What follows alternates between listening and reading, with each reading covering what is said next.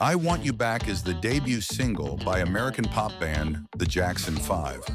It was released by Motown on October 7, 1969, and became the first #1 hit for the band on January 31, 1970.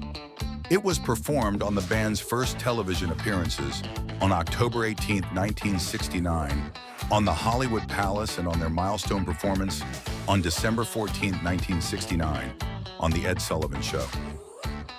I Want You Back has sold over 6 million copies worldwide.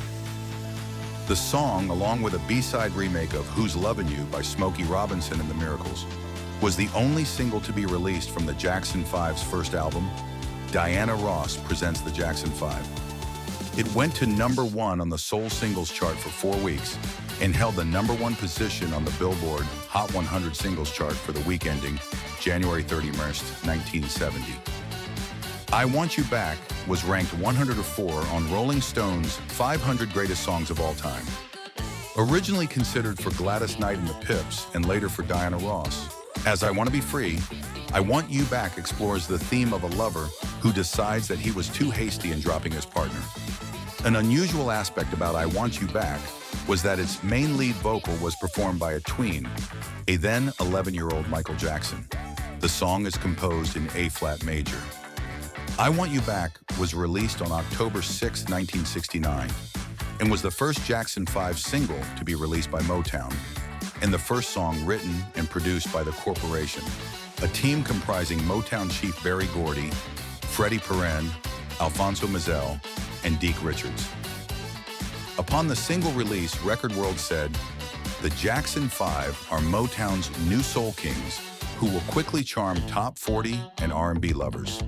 It is the first of 4 Jackson 5 #1s released in a row, the others being ABC, 1970, The Love You Save, 1970, and I'll Be There, 1970, and the first Jackson 5 song recorded in Los Angeles, California.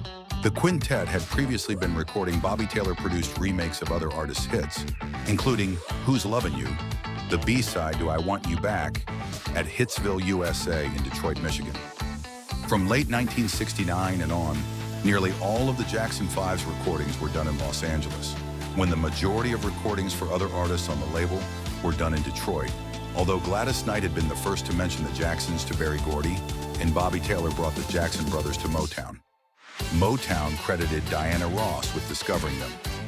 This was done not only to help promote the Jackson 5, but also to help ease Ross's transition into a solo career, which she began in 1970, soon after the Jackson 5 became a success. The song was remixed by Dimitri from Paris and